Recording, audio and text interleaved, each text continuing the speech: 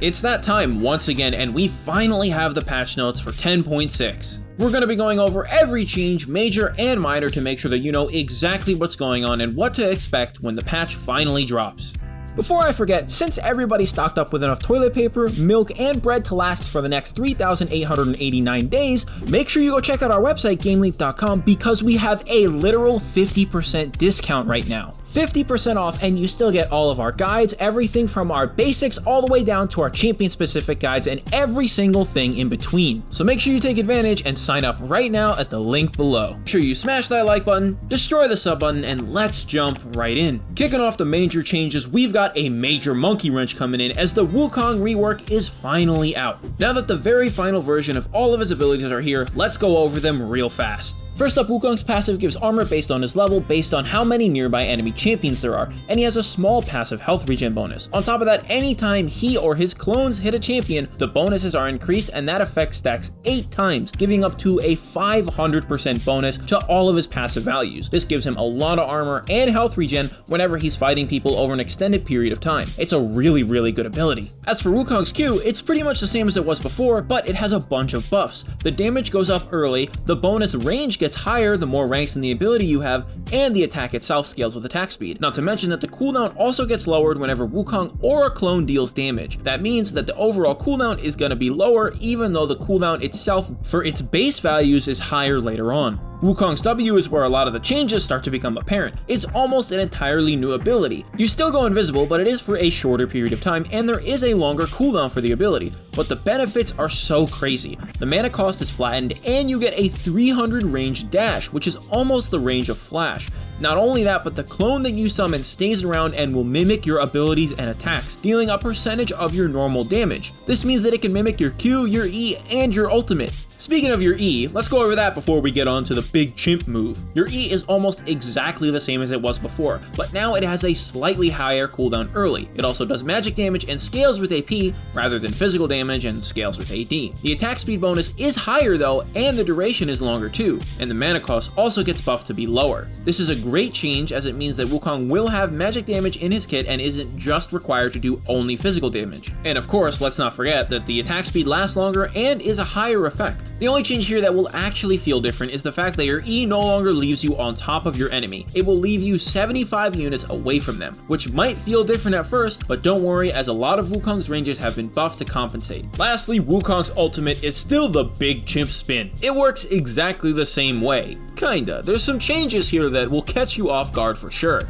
The most important basic change is the fact that its damage does maximum health damage that also has an AD scaling, and you can use it a second time within the next 8 seconds of the first use. Now wait a minute, you might be thinking that this sounds really broken, and I'm not saying it isn't, we'll have to see how it works in practice. But the fact is that even though you could use it twice, basically everything about it has been halved. The knockup is a bit shorter, yeah, but the spin duration is halved because you can do it twice, so you get a little bit more CC, but the same amount of damage.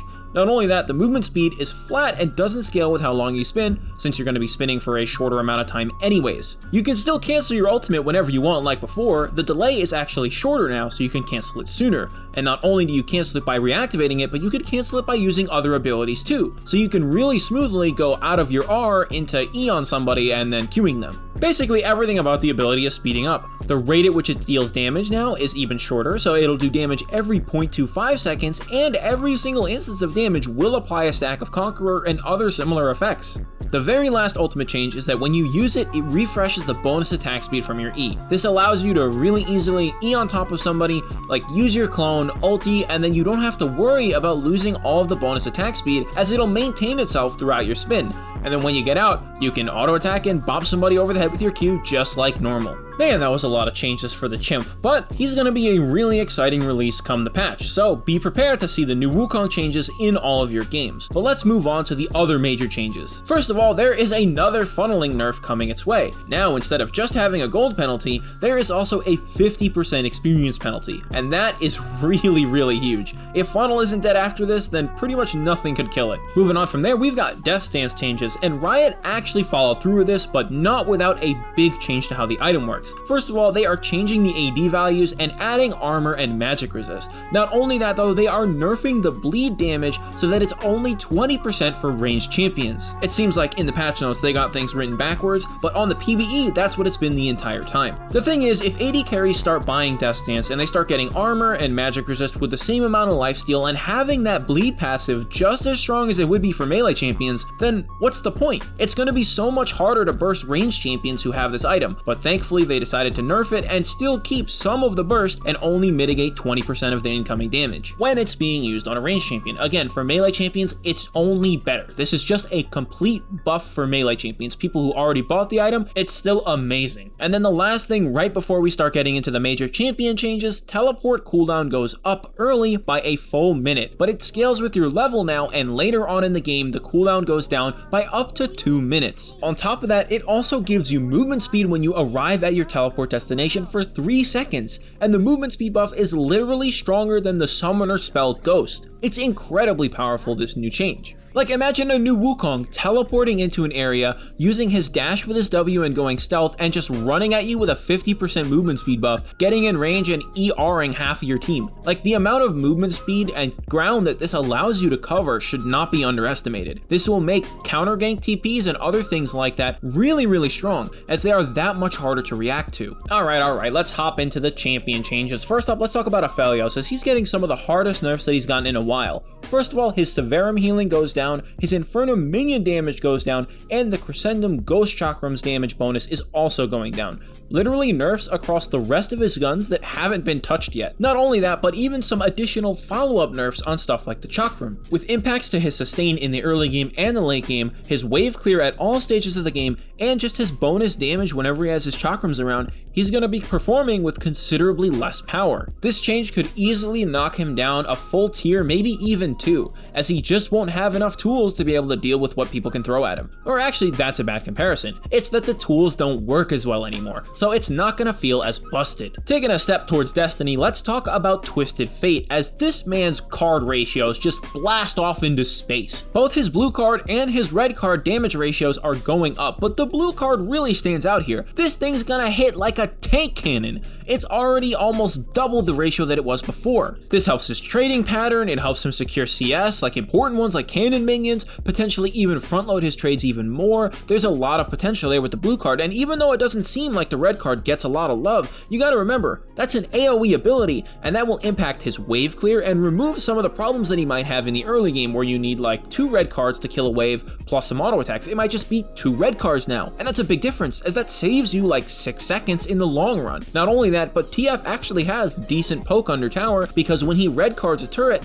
the AoE that it has is even bigger than normal and can easily splash onto targets like champions. After Riot has taken a few moments to realize what they did with Darius just to make him absolutely by far the best top laner right now, they're taking a stab at him to make sure that he doesn't get too crazy. While they are only nerfing his W damage a tiny bit, the real issue here is that his mana costs get absolutely dumpstered. His W mana goes up, and you gotta remember that thing has a low cooldown, and his E mana cost, 45 mana at rank 1 to 70. Like, what? Good luck with that. You're gonna be running out of mana a lot on Darius now. Be careful. Flying our way in here, we have an Anivia change that actually seems small, but has big consequences. Anivia's R has a frosted debuff that is what doubles her E damage when she hits them with it, and now the duration of that is going up to 3 seconds. This lengthens how long the slow lasts, as well as the window that she has to get that double damage, and this is really big. It's just going to give her more CC and more time to be able to deal the damage that she already has, and having a champion who is already great at catching people out and has a high burst damage and giving her more agency is really powerful. Next up, we have our first jungle specific change making it into the major changes section. Brand passive damage goes up against monster, and it doesn't have any penalties. For those of you who have been watching and keeping up with us, they were thinking about capping his damage against monsters, which would absolutely kill him, because he would no longer contribute anywhere near as much damage as he used to against things like Dragon and Baron. Brand jungle was basically already viable, and this little push of a 20% damage buff and the fact that he doesn't get any penalties will actually see him get get played. Then we've got a bunch of Kindred changes coming in, and while this might not seem big, think about how often it happens. While yes, her AD per level goes up a tiny bit and the mana regen buff doesn't really mean very much, the W healing going up early is amazing sustain for her clear. Think about how many times that goes off. Every single time, that's like 17 extra health. And let's not forget that you're not limited to it when you're just clearing. It also happens in normal fights. And so every single time that this happens, you're just getting more and more health that you have the ability to take advantage of. Not only that, but Kindred's R healing is also up later, which makes it easier to not get instantly killed as soon as it's over, which can allow people to be able to, throw out heals and other shielding abilities at the right time and allow people to survive. Next up, Morgana has been a champion who has been really left out to dry for a while now. She's been a very poorly performing support despite having such an amazing kit. Now she's getting movement speed buffs, and this movement speed buff actually matters because remember, Morgana has a built-in slow and movement speed buff in her kit, and so every single point of that will matter for being able to keep up with people, continuously slow them, and eventually stun them. Oh, and of course, let's not forget that it's pretty important for her to be able to dodge skill shots, and so 5 movement speed to be able to dodge a blitzcrank hook or a thresh hook or whatever it might be so that you can afford to save your black shield is really awesome. And speaking of black shield, that gets buffed too. The early shield goes up by 20, and this is huge because every single point of that shield is incredibly important, as it means that you might be able to block another spell or CC with it. And of course, not to be left alone, Morgana is also getting a jungle buff where her W now does extra damage against monsters. And with the buffs that she's getting, if she's not viable in support, she might actually be good enough in the jungle, as she has very good ganks with the ability for red buff to easily set her up for a Q, and can also protect both herself and her allies against counter ganks and turnarounds from mid laners and whoever else alike. Next up, Senna's got quite a big change here, as her AD per soul goes down, and the passive cooldown when she's hitting champions to be able to harvest souls from them also goes up early. This impacts Senna's scaling over time and affects how fast she scales. 2 in 1 right there, and that is a heavier impact than you might think.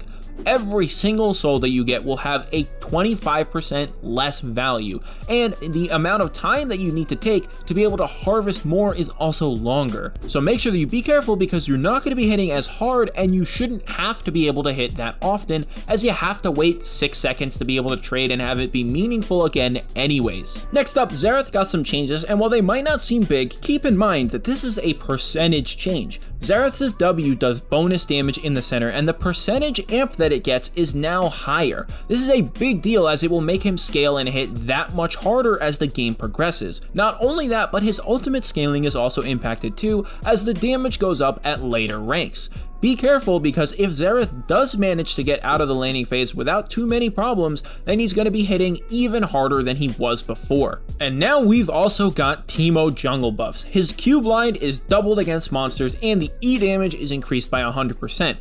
This will actually be a big deal and can easily make Teemo one of the better junglers around, as he's going to be taking basically no damage from the camps that he clears. The Q cooldown is like 8 seconds early on, and when the blind lasts for 3 seconds, well, you only got 5 seconds that you could be hit, assuming that you're ever in range in the first place. So Teemo's going to be looking mighty fine right now with a super healthy and faster clear. For the second to last changes in the major changes that we've got, Zyra plants now deal 50% extra damage against monsters, and this is great for her because she could already clear the jungle pretty healthily. But now that she's going to be doing more damage, not only will that translate into even better clears, it's also a faster clear. And Zyra jungle after her first clear is actually pretty good. Red buff slows are annoying, she has CC, she can block skill shots, she has good damage. What's not to like there? Last up, Shen jungle buffs are coming through, and he is rounding out the major changes. While it might seem small, you gotta remember that he hits with his Q 3 times, and so getting a bonus damage of like 40 early on will be felt throughout the clear really heavily. Alright, we're finally into the minor changes. Let's go over what's going on. Urgot's Q and ECC duration goes up, which means they slow for longer and stun for longer respectively. Really, we were on the fence on whether or not this would be a major or minor change. It's definitely really hard to tell. He's better at chasing, he's better at fighting, and he's better in every trade that he manages to take. And so when you think about it that way, it can be pretty convincing as to why this would be something that could be considered major. Hopping on over to the Yorick changes, these ones are a jungle focused change, but really aren't that good. Yorick's main main issue is that it's very difficult for him to summon his ghoulies, and even though his ghoulies now do take 50% less damage from monsters, and he always gets a grave from a large monster, you still have to be clearing a camp for long enough to be able to use your Q on like 2 of the monsters that are in it, or maybe be in range of 2 camps at once and be able to summon your minions by walking back and getting in range of the 2. It's just really odd and complicated and seems really out of the way when you want to be clearing as fast as you possibly can and you don't want to be backtracking unless you have to. Next up, Soraka Q heal goes up slightly and the movement speed actually gets increased quite a bit. This is actually kind of dangerous as Soraka will be able to dodge more if she has more movement speed. The heal itself is fine, going up by 10, that's whatever, it's not that big of a deal. However, them getting more movement speed makes it easier for them to dodge damage from skill shots, AoE abilities, or whatever else, and if you could avoid enough, it doesn't matter if your healing is lower. If you're not losing the health in the first place, then I mean, you don't really have to be concerned with that. Moving on to Shaco, he got a very strange nerf that really sucks because AP Shaco was better than AD Shaco in almost every way, and the nerf that he got to where his clone basic attack damage is less nerfs both of them. Riot claims that AD Shaco was doing better than AP Shaco, but if you want to nerf AD Shaco specifically, then why would you change something that automatically nerfs them both? AP Shaco's complexity is what probably made him less performant compared to AD Shaco, and if you're taking away some of the tools that they both have, then I fail to see how this change makes sense in any way. The award winner for simplest change on this patch is the Draven W movement speed change. That's it. It doesn't really help him out that much. We're not really going to expect to see much come out of it, but yeah, it exists, it's a thing, Riot decided that it needed to happen. Next up, Veigar got some cool changes that will help him out a little bit. He got some base stat buffs in his AD, attack damage per level, and his armor, and his Q damage does go up by 10 at every rank, which makes CSing with it easier and will help his trades a little bit. This isn't really going to push him anywhere in particular, and it's not really a targeted nerf or buff at anything. If anything, it just helps him in general against all lanes that he's played across. Kaine also got a tiny change on this patch, as with the changes to his passive on the last patch, apparently despite it being a buff to the speed of Kaine's transformation rate, it seems like his average transformation time went up, which means that he was getting transformations later on in the game. Somehow, this really just doesn't mathematically make sense, but apparently it's true, and Riot decided to buff his orb rate between 10 and 13 minutes specifically to make sure that he was still meeting the average transformation time that he was before. Next up for Garen, his MR goes down over time. They nerfed his MR scaling so that he isn't as good into AP mages, which is understandable considering that he already has damage resistance against stuff like burst and a shield. So why does he need to be even better into things like that? The answer is,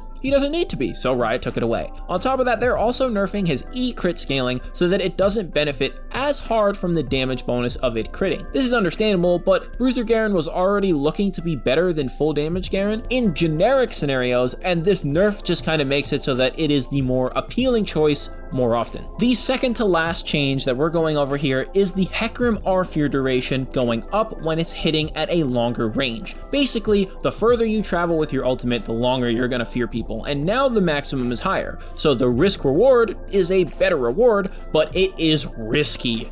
Max R from Hecarim is really hard to hit, and it's really easily telegraphed. If anybody has any mobility or like flash, or you have like a movement speed buff, you could potentially outrun it. And in those scenarios, you're gonna be really sad when you're missing.